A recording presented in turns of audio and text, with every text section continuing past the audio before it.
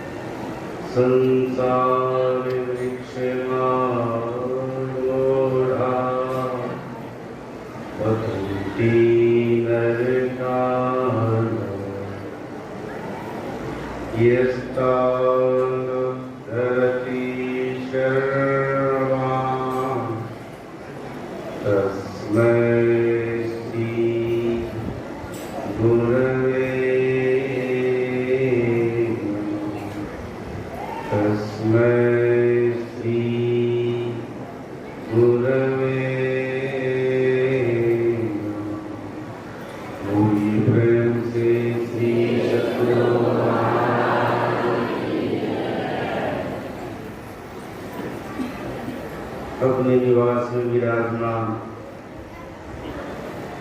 महामहिमावान यतीन्द्र कुल तिलक संत मत के वर्तमान आचार्य महर्षि हरिनंदन परमहंस जी महाराज के युगल श्री चरणों में कोटि प्रणाम। महामहिमा मंडित पूज्यपाद गुरु श्री भगत दास जी महाराज के युगल श्री चरणों में कोटि प्रणाम। इस पावन स्थल पर मनता से मुख मंगलमय साधु समाज के श्री चरणों में प्रणाम। परम आदरणीय सत्संग प्रेमी महानुभावों तथा आदरणीय माताओं एवं भक्तिमती बहनों, अभी हम सभी लोग पाठ और प्रवचन के माध्यम से गुरु की महिमा सुन रहे थे। वास्तव में गुरु की महिमा बहुत बड़ी है। महापुरुषों ने कहा मानव किसी भी देवी देवताओं की पूजा करता है, केवल और केवल उन्हीं की पूजा होती है जिनकी पूजा वो करता है। लेकिन सद्गुरु की पूजा करने पर सभी देवी देवताओं की पूजा होती है। लक्ष्मीनाथ परमहंस देव जी महाराज ने कहा गुरु पूजय सब देवन पूजय। गुरु की पूजा कर लेंगे सभी देवी देवताओं की पूजा होगी। गुरु की विशेषता है, गुरु की महत्ता है। खेद की बात है गुरु भक्त भी जो गुरु की शरण में चले गए, जीवन में गुरु को अपना ली, तब भी उनका भटकना नहीं छूटा, भटक ही रहे। लेकिन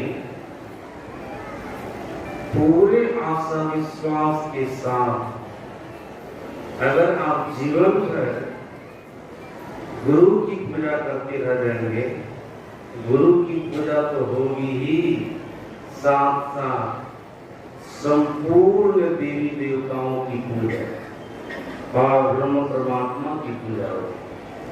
गुरु की विशेषता है, गुरु की महत्ता है। सज्जनों, आप लोग बढ़िया से याद रखेंगे,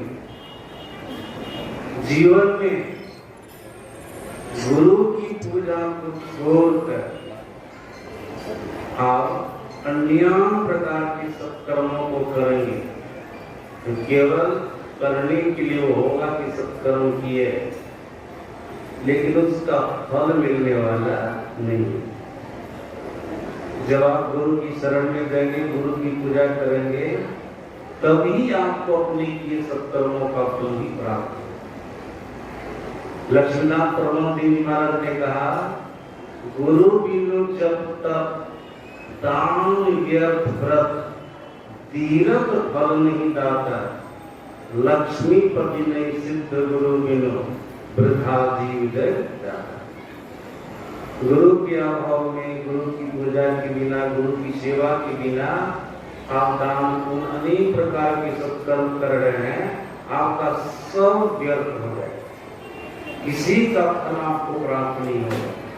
लक्ष्मीनाथ परमहंस देव जी महाराज बोल रहे हैं, महान संत है, बड़े चमत्कारी महापुरुष। रुद्रयामल नामक ग्रंथ में माता पार्वती और भगवान शंकर का संवाद है। माता पार्वती ने भगवान शंकर को गुरु की महिमा बताते हुए कहने की कृपा की। माता पार्वती ने कहा, हे भोलेनाथ, गुरु भक्त ही परम नास्ति, गुरु भक्ते परम नास्ति, भक्ति शास्त्रेषु सर्वशः, गुरु पूजाम बिना नाथ कोटि पुण्य सिखावति। आप गुरु के बिना, गुरु के अभाव में करोड़ों प्रकार के सत्कर्मों को कर रहे हैं, पुण्य कर्मों को कर रहे हैं। माता पार्वती कहते हैं, भोलेनाथ, कोटि पुण्य मूर्धावे, गुरु के अभाव में किए गए करोड़ों प्रकार के सत्कर्म पुण्य कर्म सब व्यर्थ हो जाता है, वो भी फलदायक नहीं होगा। तो सब जना गुरु की विशेषता है, गुरु की पूजा करें, किसी की पूजा नहीं छूटेगी।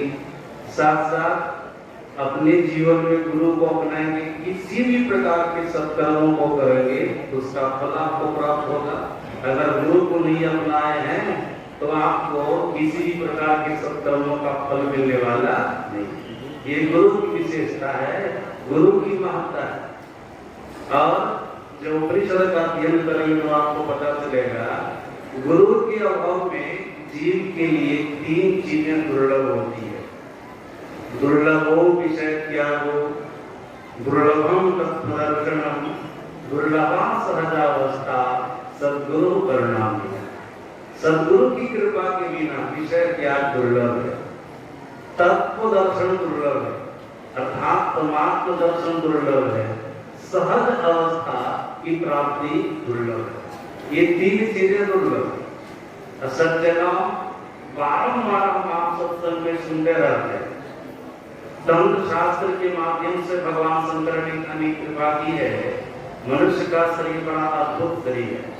किसको कहा? माता पार्वती। ये देवी जीवी के लिए मनुष्य का शरीर बड़ा दुर्लभ है, बड़ा अद्भुत शरीर भी है। देखो इस शरीर के अंदर में क्या क्या है। देहस्था सर्वविद्यास्य, देहस्था सर्वदेवता, देहस्था सर्वतीर्थानि, गुरु वाक्य लभ्य। भगवान शंकर का मनुष्य शरीर के अंदर में संपूर्ण विद्या है, 33 करोड़ देवी देवता है, दुनिया के सारे तीर्थ हैं, सब कुछ मनुष्य शरीर के अंदर में है, लेकिन देखने में तो नहीं आते हैं। कहा गुरु के अभाव। अगर मानव अपने जीवन में गुरु बना ले और गुरु के बताए मार्ग पर चले, जैसा गुरु ने ध्यान करने के लिए, साधना करने के लिए कहा, उस तरह से करे तो देखिए अपने अंदर में वो 33 करोड़ देवी देवता का दर्शन करेगा।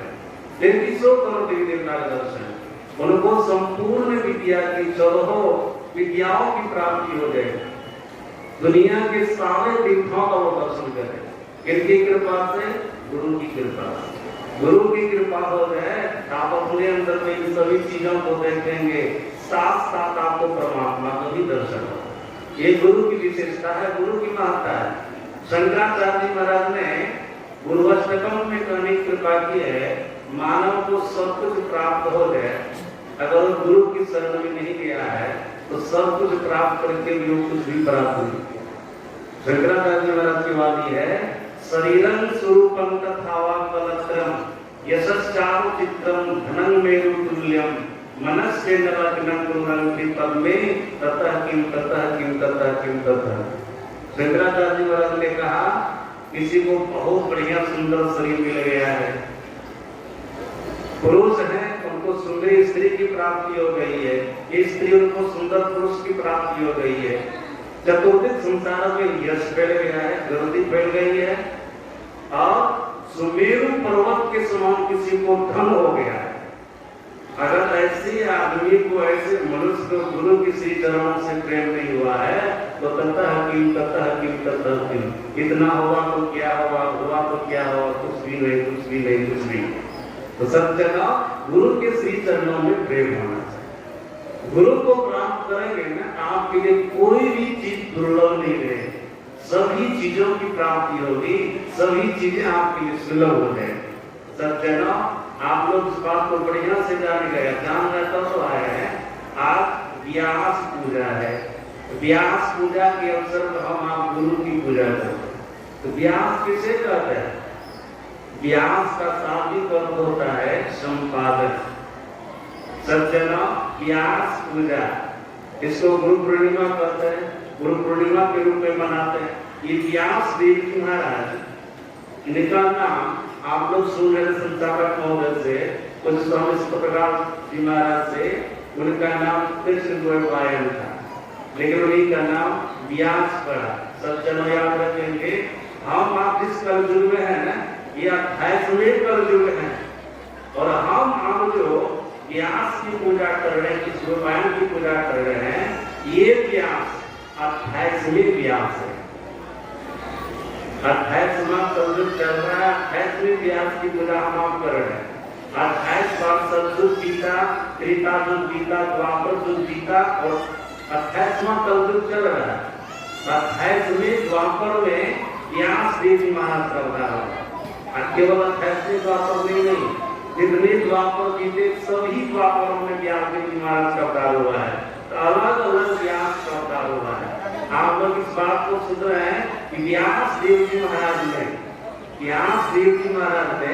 18 पुराण की रचना की है, ब्रह्म सूत्र बनाया, वेदांत ग्रंथ की रचना की है, महाभारत बनाया, वेदों का विभाजन किया।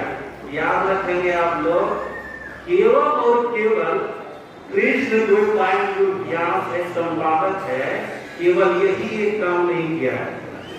इसमें तो और 27 व्यास पहले बीत चुके हैं, उन लोगों का भी ग्रंथों में सहयोग है। वे सारे व्यास भी इसमें सहयोग किए हैं, सबका इसमें सहयोग रहा है। सज्जन व्यास पूजा को हम गुरु पूजा के रूप में क्यों मनाते हैं? इसलिए कि व्यास देव जी महाराज के द्वारा, कृष्ण द्वैपायन के द्वारा संपूर्ण संसार को ज्ञान प्राप्त हुआ, संपूर्ण संसार को। इसलिए संपूर्ण संसार के प्राणी उनको गुरु माने हैं।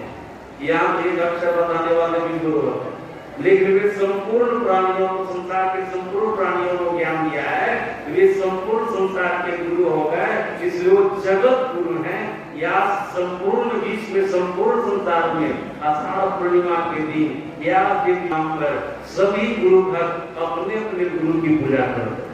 हम लोग यहाँ पर आए तो अपने अपने गुरु की पूजा कर रहे हैं, हम लोग अपने अपने गुरु की पूजा कर रहे हैं। सब जना अगर गुरु की पूजा करेंगे तो व्यास की पूजा तो होगी, हम लोगों को अपने गुरु महाराज की पूजा हो जाएगी। और इस बात को बढ़िया से आप लोग समझ गए कि गुरु की पूजा करने से जीव को क्या क्या फल प्राप्त होता है, क्या क्या चीजें मिलती है। अंतिम तो परमात्मा मिलेंगे ही। हम लोग के गुरु महाराज जी महापुरुष की जयंती मनाना किसी के लिए तभी सार्थक होता है जब उनके बताए मार्ग पर चलना प्रारंभ करते हैं। आज हम लोग 28वें व्यास इस व्यापारी की जयंती मना रहे हैं, इनकी क्या किया हम लोगों के लिए? व्यास देव महाराज ने कहा अष्टादश पुराणेषु व्यासस्य वचनं द्वयम् परोपकाराय पुण्याय पापानां परपीडनम्। व्यास देव महाराज ने कहा मैंने 18 पुराणों की रचना की है, उनमें 4 बात है। दूसरे का उपकार करना ये पुण्य का काम है, बहुत बड़ा पुण्य का काम है, उनको सबको करना चाहिए। और किसी को दुख नहीं पहुंचाना, अगर किसी को दुख पहुंचा रहे हैं, पीड़ा पहुंचा रहे हैं, ये बहुत बड़ा पाप का काम है। सज्जनों, आज हम आप संकल्प लें, किसी के हृदय को नहीं दुखावेंगे, किसी को पीड़ित नहीं करेंगे, जो बहुत बड़ा पाप है, और पुण्य का काम करेंगे। अपने जीवन में सबसे सदगुरु की शरण में जाकर के, सत्युक्ति जाकर के, सदाचार समन्वित होकर के ईश्वर की उपासना करेंगे। अगर ये संकल्प लेते हैं तो हम आपको गुरु पूर्णिमा मनाना सार्थक होगा, गुरु पूजा मनाना सार्थक होगा, और हमारा जीवन सफल होगा। इतना ही जाकर के सदगुरु महाराज जी के श्री चरणों में साथ कृष्ण गोपाल व्यास देव जी महाराज के श्री चरणों में श्रद्धा और पुष्प अर्पित करते हुए अपनी वाणी को विराम देता हूँ। बोलिए श्री सद्गुरु महाराज की जय। सज्जनों, गुरु की महिमा को विस्तार रूप से अभी हम लोग सहज भाषा में स्वामी श्री परमानंद जी महाराज से सुन रहे थे कि यह गुरु पूजा क्या है, क्यों मनाया